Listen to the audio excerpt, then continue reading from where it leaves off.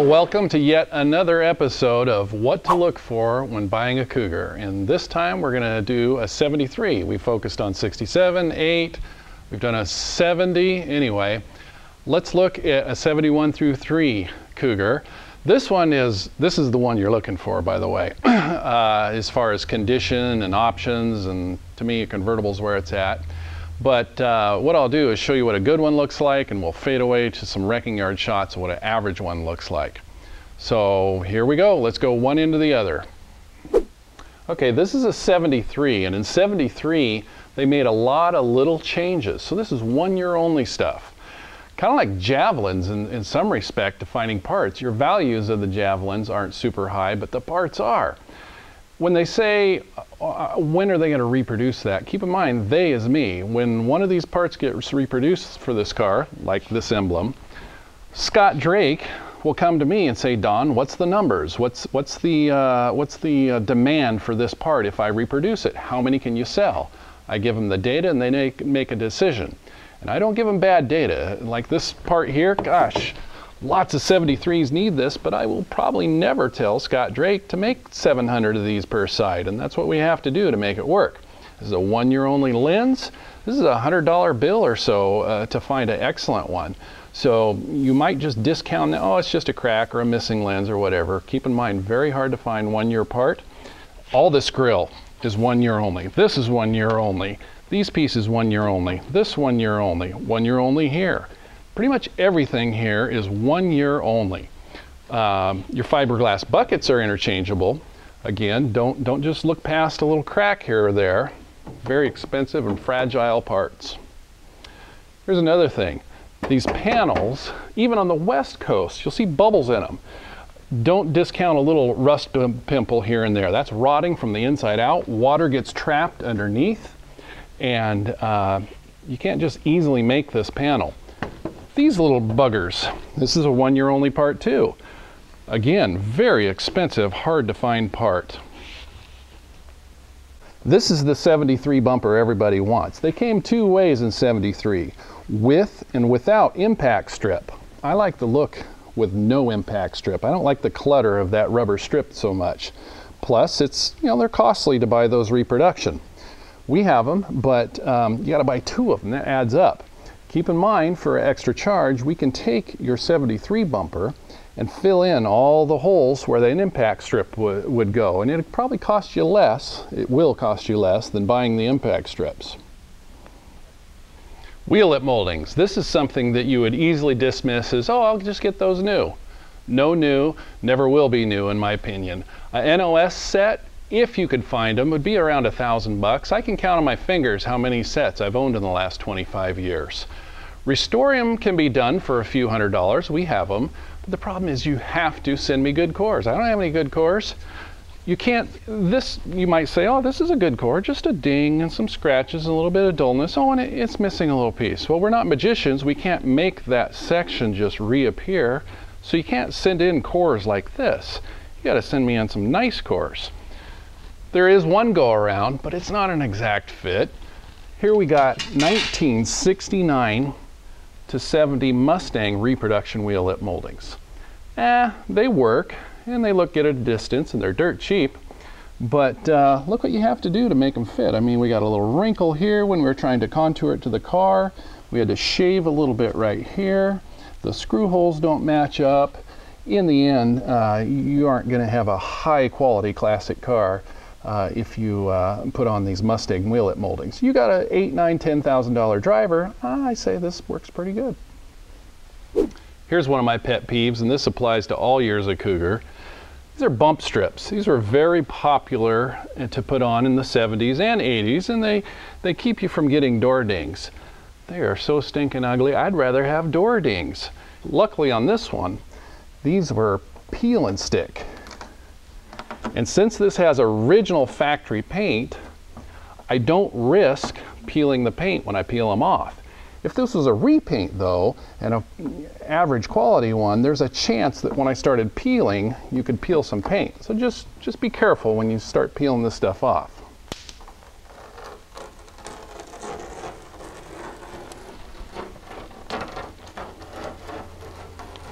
I learned something cool the other day. No, I don't know everything about Cougars, especially when it comes to 71 through 3. But I got the Marty report on this, and it said body side molding. I always thought that was aftermarket in all cases.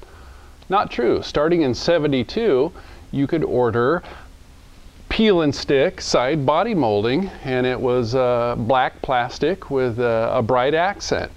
So, and only black. I did confirm with the previous owner that it used to have black on here, and she replaced it when it started to look dingy with white. So anyway, at least they didn't drill holes in the car to put in that ugly aftermarket stuff. Here's a fun factoid. These cars, believe it or not, this is the factory pinstripe. It was a triple stripe. And the way you can kind of tell that it's factory is, number one, it's painted on. But if you look really close, it has kind of messy stop-start lines, spaced a little bit in. Now here's something else. Whenever you have damage on a car or repaint in an area and they don't want to do the whole panel, it's very common, they call this a transition line. So your eye doesn't see as easily a repaint line in here. So when you're looking for, and this applies to any car with pinstripe, look close at the pinstripe. Do you see a little line there? Well, that means body work was done from here down. Be looking for repaint down low in these areas. This is where they rust. Do know the cowl drains down behind this fender and it plugs up with leaves and stuff down there. In fact, I'm feeling mud and leaves right here. I'm sticking my finger in there and look how wet that is. That's what makes them rot back here. If you can all get behind this fender and clean, that's a good idea. You just unbolt it here, a couple other places, pull it out, spray the hose back there. Good preventative maintenance for you 71 through 3 guys. Here's a call I get all the time. Hey, I need to buy a convertible boot. You know, I have the one with the snaps in it. No, you don't. Oh yeah, I do. Well, maybe you do, but from the factory, these boot trims never had snaps. This is an upholsterer's idea to make his boot that he specially made for this car fit. You ruined very expensive trim. Being as this is a black stripe here, I suppose you could epoxy in the holes, do body work, put black tape over it, whatever. Do know that reproductions are not available for the Cougar. They're available for the Mustang, but the Mustang had a chrome finish, no black stripe, and no recessed area. So we actually sell the Mustang boot moldings, but the problem is they don't reproduce the stainless piece that bridges them together.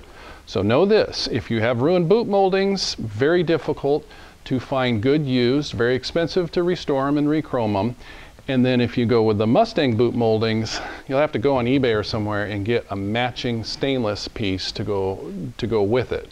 So don't ignore snaps here. No snaps in boot moldings any year, any model 69 to 73 Cougar or Mustang. Okay, you might get excited when you see how terrible the aluminum trim looks on the XR-7. Standards didn't have this trim. But do know, this being a low-mile garage-kept car, even its trim looks bad. You know, and this is the best we ever see. No big deal. We have these restored. We can get them polished, straightened, re-anodized, but you need good cores. Look close at the ends. If this door is misaligned, you'll see a rubbing here and it'll rub a hole in it. Can't restore that. Same with that there. No holes. Can't have snaps, can't have holes in these to get restored. The first place you look, though, is right here. And look at this, we had some misalignment going on here, and whereas that's not a hole, once we try to restore this and buff it and clean it up, it's going to turn into a hole. So as nice as this core looks, it is not restorable. Okay, let's talk about trim around the windshield. For a convertible, don't get too hung up if you see dings and scratches or even missing pieces. This trim is actually not that hard to come by because it's a hardy piece of trim. Stainless is easier to restore than die cast or aluminum, and it's not that expensive to get it straightened and redone. And again, they fit Mustang and Cougar 71 through 3, so don't get too hung up on damage here. Windshields. Normally, I'd say just throw it away. Somebody let their wiper blades go south, and they burned the windshield here. Well, on this particular windshield, being a low-mile car, I think this one's worth resurrecting, only because it's got the original date-coded Carlite logo here. So here's how you do it. Rule of thumb is, if you can feel it, it ain't gonna buff out. and I could just barely feel it. So some places no, some places yes. Eastwood sells a kit that you put on your high-speed drill and you make a slurry and you basically polish that out. Plan on spending hours doing it. So, you know, like several hours. You'll get really tired of it before it's all done. But, you know, if you want to save that original Carlite windshield, it might be worth it. Notice how it's not shutting here. Hey, no big deal. All these cars go through a few of these bushings in their lifetime. From the factory, there's supposed to be a gray PVC surround on this. We got them for sale, just the bushing or the whole assembly. Easy fix, don't worry. Fix it in minutes and your door shuts easy again.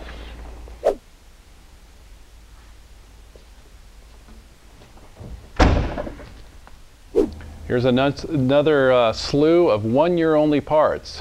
Why did they change the bumpers and the brackets and put things like this on it and space the bumper out farther in 73? Well, thank Ralph Nader. They had to make these cars a little more safe starting in 73. I'll let you research that on your own, but do know that everything associated with this bumper, except the bumper, is different, including the taillight lenses. 1 year only. Don't say, oh, I could probably pick up one of those for 50 bucks on eBay. Good luck on that. If you're lucky, $125 on eBay for one lens, and it'll still probably have a little bit of discoloration or hairline cracks here and there. While we're at it, let's talk about these emblems. Everybody wants to know, where do you put them? My car is missing them, or they fell off. Well, this is an original paint car, and I do believe this is about the correct placement. Did they take micrometers or templates and put them exactly in the same place on every car? No. I say put them where they make sense. Down here on the flat, spaced away from here. Do know that the standard Cougars just said Cougar, and of course Cougar XR-7 said XR-7. We have this reproduced. We kind of reproduced this, but it's for the 67-8. So you got to snip off the studs, put some double-sided tape in there, and make it work. Yeah, it works. Rear valences, another expensive part that you aren't going to find in a junkyard anymore. The only reproductions at present are out of fiberglass. Good used, not going to find it. So don't discount a missing or wadded up valence. Very hard to come by. Okay, as soon as I walk up to this car, I see something's going on with the paint here. We see the paint coming off in little spots like this. This is very typical for a repair of the day in the type of materials they use. So I can almost guarantee that's a repaint. Then the checking here in the paint, that doesn't look like something original paint would do. So let's look for a repair here. First thing I'm going to do is look real close for damage here, and it's really looking straight, to be honest with you. I do see orange overspray here. That's not right. I'm just sensing repaint here. Oh, look at this. We got filler here, and that looks kind of thick too. So yeah, we shouldn't be seeing paint loss and filler. Look how soft that filler is. They didn't have their mix right there. So this trunk was damaged at one time, which isn't the end of the world, but I want to see where else it was damaged. That's very indicative of a possible rear end collision. But good news, gosh, everything just looks arrow straight in here. Oh, look at this. They dripped some, that was a cheap fix because they dripped filler in here. So that means they slopped their Bondo on the car. This is an original matte. As I've said before, you know, yeah, buy a new one, but leave the old one in place. Leave it underneath. It acts as a good sound barrier. And it's always fun to see those original part numbers there. Let somebody else discover that. So let's feel for filler here.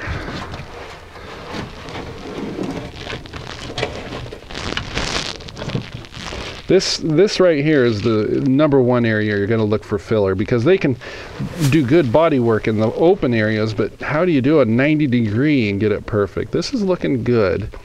And this is looking like the factory speckle paint. So not seeing a whole lot of things that are indicative of a collision here.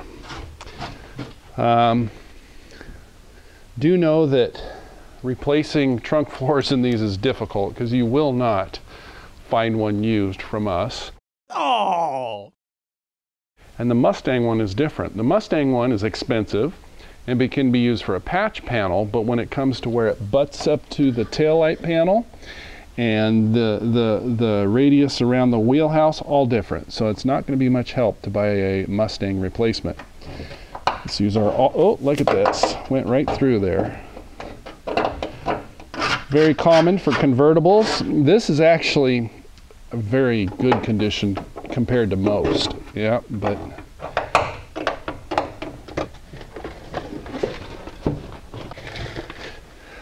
okay, somebody's made an attempt to fix some rust here.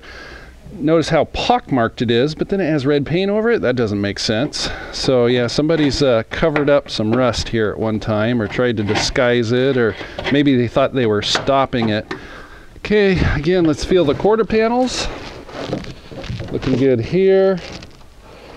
Oily something dripped in here.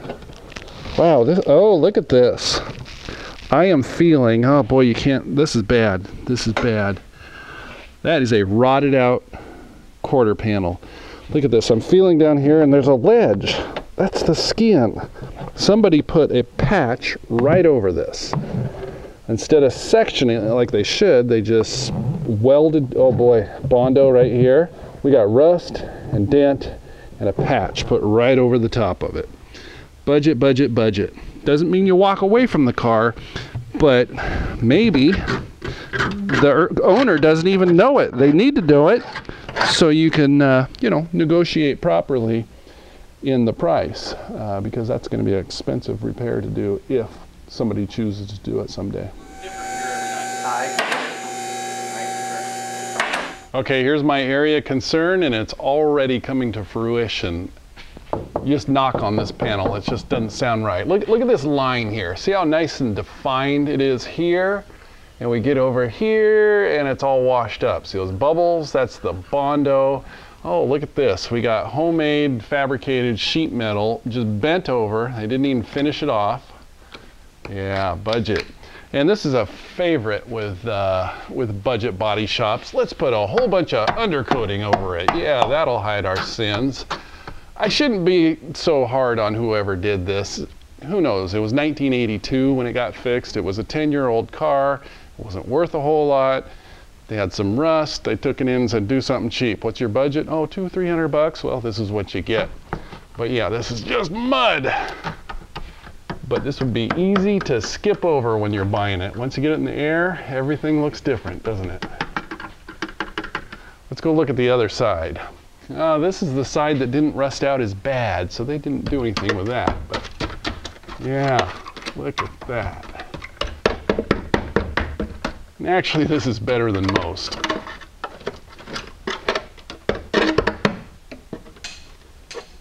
You know what I like to ask? Well, you know, what I would like to ask. I don't ask people this, but what goes through my mind when I'm thinking about maybe buying a car in the Midwest or East Coast, has the car ever been driven outside? Okay, if that's the worst we haven't hit a deal breaker yet. Soft spots, repaint, Bondo. I don't sense that this car was in a heavy collision from behind, mostly rust, and who knows what happened with the deck lid, but let's look for more rot as we go under here. This looks like it might be original exhaust. Not sure about that. Y pipe, I bet it is. And judging by the rust in this Y pipe, I'll bet that is original exhaust. Floor pans. These are actually looking pretty good. Rockers aren't swelling. Looks like original paint down here.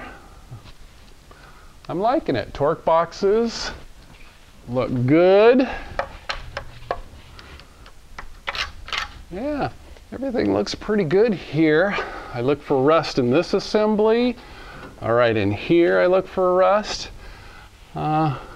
Battery tray, look at that. Let's get my awl and start poking at the battery tray. Here's a tough one right here. This apron, you can get reproduction. It's a decent reproduction from Dynacorn. What you can't get is this plate. Okay, this beam, even on West Coast cars, this beam was never treated or painted from the factory. It's 1 year only, very prone to rotting. Sometimes you'll take this bumper off and you'll find the bolts just break off, and this will be Swiss cheese. Good luck trying to hand fabricate a 73 front beam. This plate right here too, look at that. The rust often spreads, and you'll start seeing little dimples on the other side of this plate. This one looks pretty good, but if you ever replace bumpers, that's when you take this off and bead blast it and paint it or treat it so it doesn't get any worse. It's eating there, and then up here, got a little rot there. And this is what your unpainted 73 beam looks like. This is actually a clean one. Okay, here's what we're going to look at next, the Cowl. This is one that people just kind of skate by because how do you even look up there? How do you get under the dash? How do you know? And out of sight, out of mind. Don't skip it. The Cowl is cheap. You know, we got a reproduction. Everybody does. Same as Mustang. To put them in, you got to frickin' take apart the whole car. It's a $3,000 job.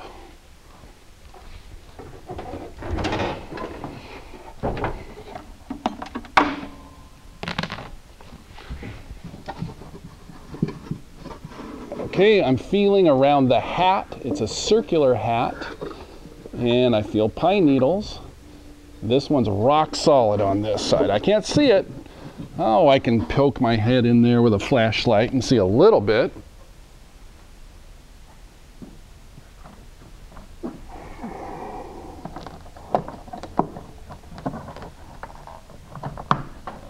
You'll need a skiddier arm than I have to get in there, but do as good as you can with a LED light, and you'll be able to see if there's any rot on this side of it. You won't be able to feel on the other side like you will on the passenger side. This Cowl is exceptionally nice, so I'm going to go out the wrecking yard and show you what average looks like.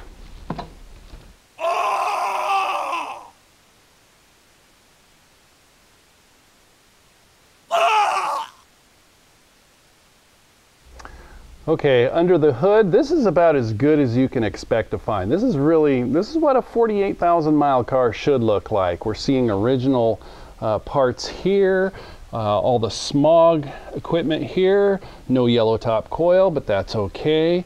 Alligator texture hoses, all the clips and wires where they should be. Notice the belt was in the trunk, turns over nice. Talking to one of the previous owners, I find out it did have cold AC as early as year 2000, so I'm going to get that going. I'm looking for wrinkles in the aprons. I see none. I see original paint and stickers.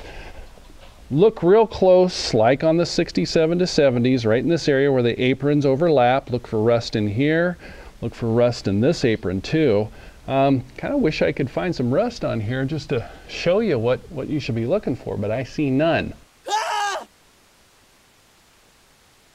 This is a big deal. You'll never see this, so don't anticipate finding this on a car, but these original hood pads, you know, they just weren't designed to last 30 years. Believe it or not, that hood pad is probably worth about $500. Okay, I see on this car the heater core has been bypassed.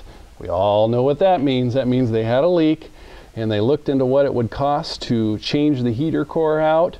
We're talking all-day job. We're talking 8-hour job maybe. So don't just think, oh, a heater car's $40 and I'll be able to reach up and undo it.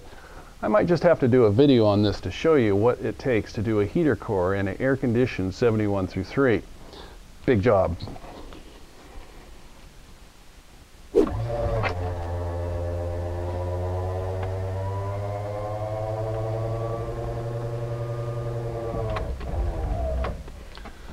Okay, it went down fast and without crunches and creaks, no problems there.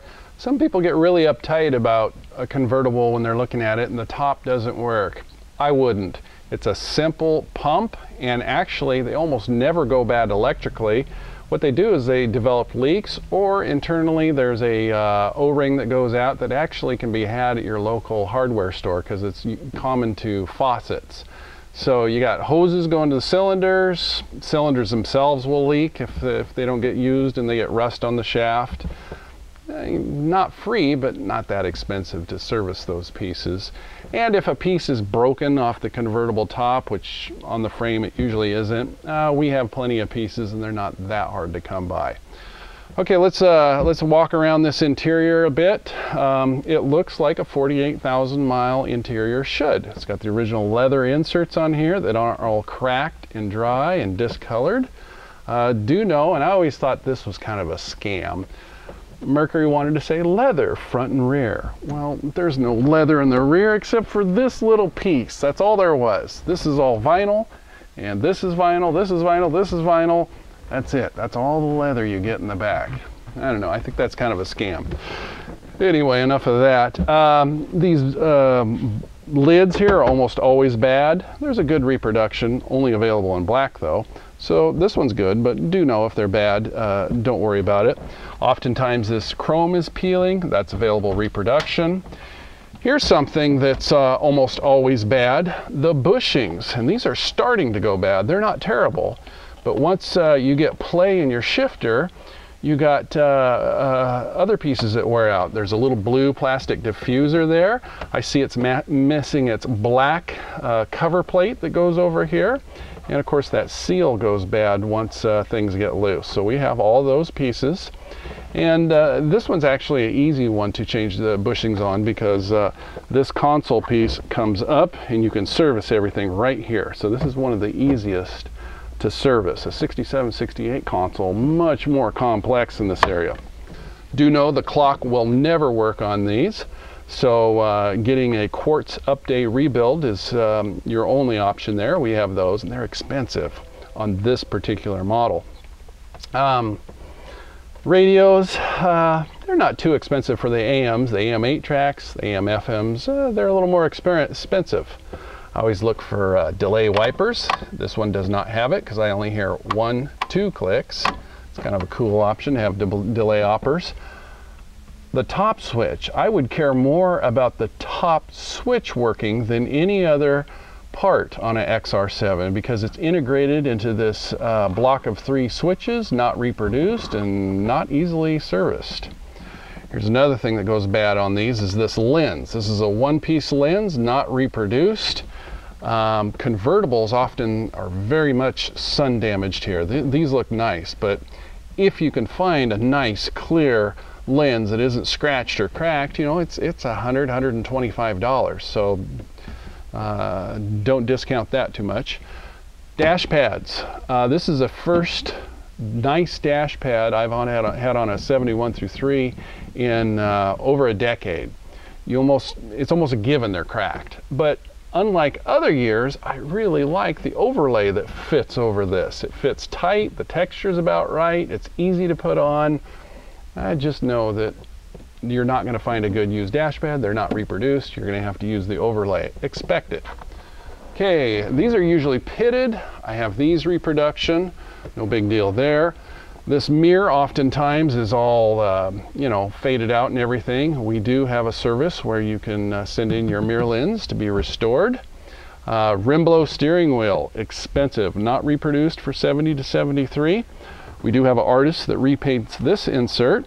Notice the kitty's legs and tail were broke off. I can tell that the owner of this car had a kid like me. When my mom left me alone in the car, I was constantly looking for stuff to pick at and getting the change out of the ashtray and plinking it down the doors. Remember those days when you got left outside in the parking lot for like 2 or 3 hours? You found trouble. Well, some kid picked all that off. We have that reproduction. Do know that you'll have to take off the pad and separate everything to remove this, but this can be installed from the outside. Rimblow horn switch is shrinking up, and as it gets old, it gets hard. This one's still a little pliable, but notice how it's shrinking up. We of course have these, and this is an easy switch to replace. I've had people call me and say, Don, I can't find my horn. You know, it's every once in a while, just drive down the road and the horn will honk. What's going on? It's called a Rimblow steering wheel. The switch is over $100. Not too hard to install, but do know that's if the horn doesn't work, look here first. Tilt columns. They all have a little rock and roll in them. This one's actually pretty good. Nice option. If it's bad, it's kind of expensive to fix, and the parts are expensive too. We have a full-time guy here that services tilt columns, but by the time you ship it, go without your tilt column for 2 weeks, and we ship it back. You buy a couple parts, a turn signal switch. Servicing a tilt column can run you $300–400. So if it's loose and ain't working right, do know. And here's how a lot of people, again, they'll have a car for a long time, not even know they have a tilt column. Here's how you know. Unlike a Chevrolet, there's no specific lever for it. It's the turn signal lever. You just push the turn signal lever in, and that releases the mechanism inside. Okay, you people that have a 71 through 3, as soon as you're done watching the video, I want you to go outside and check to see if yours is cracked right here. This is so common to get a crack right here. What's going on is, as time goes on, the plastic shrinks, but the metal that it's stretched around doesn't. So something has to give. 95% of them are cracked right there. You have a very rare piece if yours is not cracked, and that glove box piece right here is worth over $100 if yours is not cracked.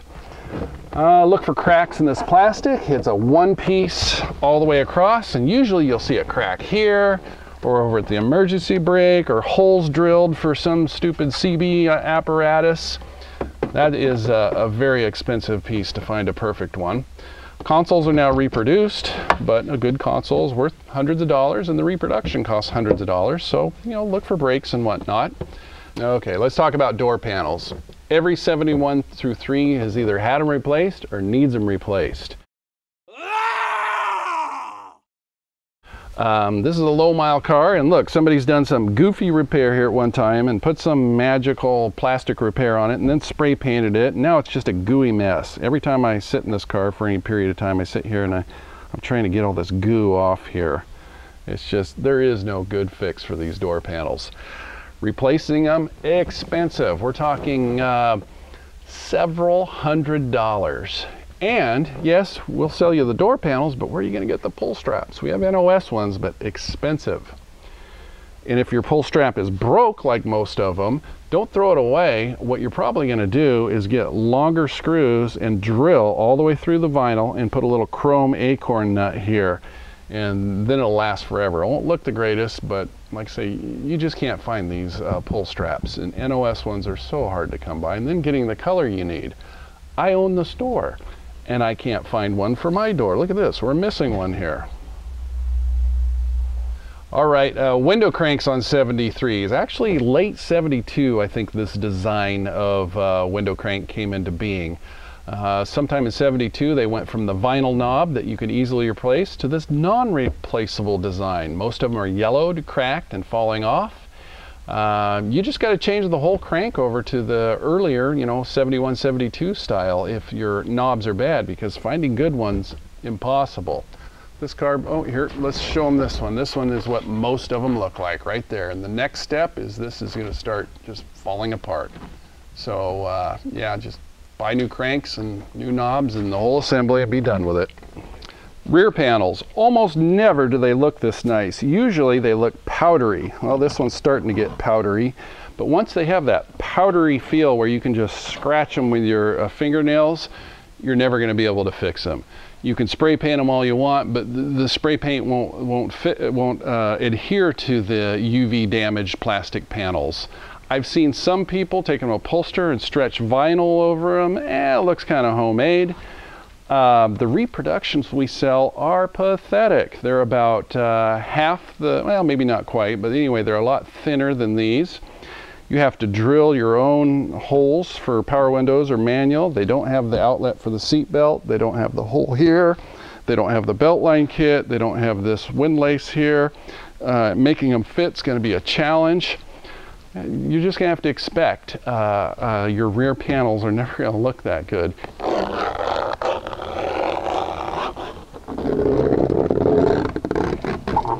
In conclusion, these cars are a great bang for the buck if you want to get into an entry-level classic car. 73 is the last of the convertibles, But if you're a perfectionist and you find a car like this and say, I want to buy this car and make it perfect, you're going to be disappointed. There just isn't enough available on the reproduction market. A lot of the parts, being plastic and whatnot, were never designed to be restored. So you got to be a guy that says, hey, it's just an inexpensive driver kind of car, and I'm okay with a little patina. If you have that mindset going into it and aren't worried about every little tiny rust bubble and every little missing broken part, it's going to be a fun experience for you.